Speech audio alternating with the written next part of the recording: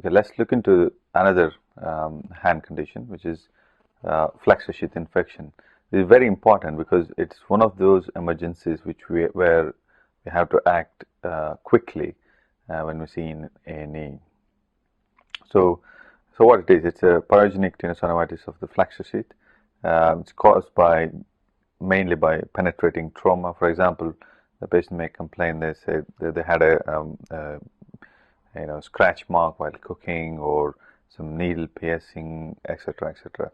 Sometimes the infection may spread from the adjacent area, for example, phelon or septic joint, or pulse space infection, or paronychia, etc.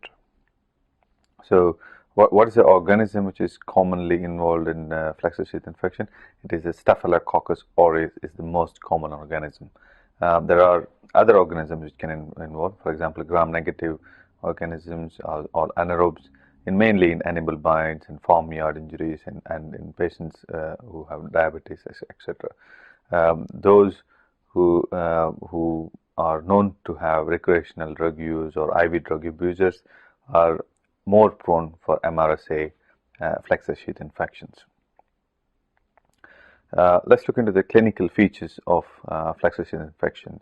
Clinically, they will give definitely a history of penetrating trauma, and subsequently a rapid development of symptoms is the key in flexor sheath infection. And the symptoms are pain, swelling, unable to move the finger, and sometimes patients may be septic too, and feeling of unwell, feeling feverish, etc. And if you look into the clinical features, of course, the observation, there may be tachycardic, sometimes there may be other parameters of sepsis as well. In addition to it, the hand examination per se, if you look into it, if you look into the finger, it will be swollen. It's like sausage type swelling, and there may be fixed flexion posture of the finger. And then if you try palpating, there may be tenderness along the flexor sheath, and there may be pain on passive stretching of the tendon as well. These four symptoms are called Cannavale signs, and they are key to the diagnosis of flexor sheath infection. So, what are the investigations which are useful? X-rays, just to rule out any foreign body or any fractures, etc., which is very rare. MRI sometimes may show inflammation of the flexor sheath. Some rarely ultrasound is requested if you have time before theatre, just to see if the extent of collection. But when you see the patients in A&E, there are a few things which must be done. For example, blood test, full blood count, CRP, ESR, UNEs, etc., and also blood cultures from two sides, and other laboratory tests to assess the sepsis.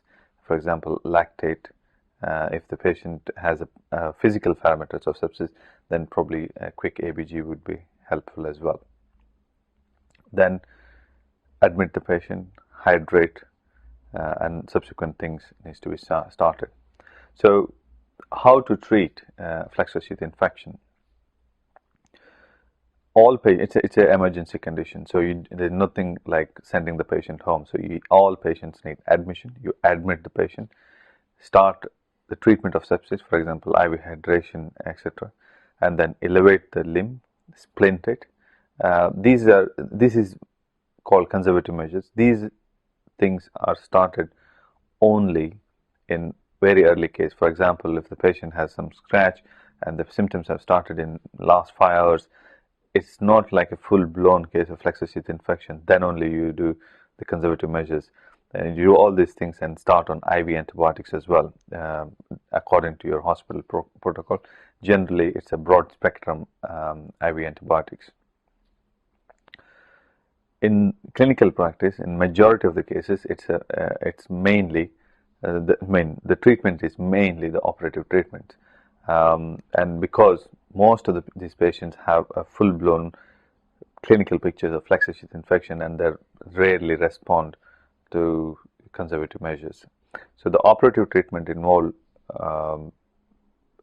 surgical drainage of the flexor sheath. This is done by 2 incision technique. For this, understanding the anatomy of flexor sheath attachments are useful. So the flexor sheath in the hand, there are 5 fingers and there are 5 flexor sheaths. The flexor sheath of thumb extend to the thenar eminence bursa as well.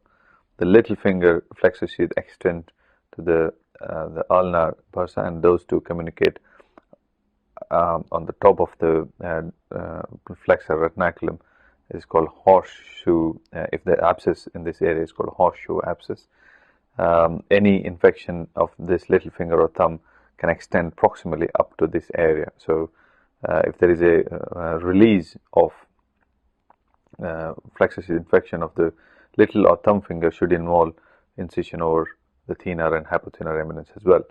But whereas the flexor sheaths of the index, middle and ring finger extend only up to the MCPJ, so we don't need to make an incision, separate incision here, but their incision will be one at the level of distal phalanx and one at the level of MCPJ somewhere here. The cruciate incisions are made, and you irrigate and wash out and drain the pus, send the pus for culture and sensitivity, and you should have started IV antibiotics already anyway. So this is the overall sort of conservative as well as operative treatment of flexor sheath infection.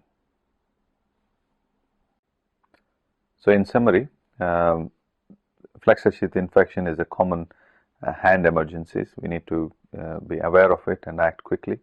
Staph aureus is the common organism. MRSA infections are common in IV drug users. Clinically, there is 4 cannibal signs: swelling, fixed flexion deformity, pain over the flexor sheath, tenderness on the flexor sheath, and pain on passive stretching. Investigations of not particularly used. All these patients require admissions, IV antibiotics, elevation, splint, etc. Conservative treatments are rarely used, but only in early cases.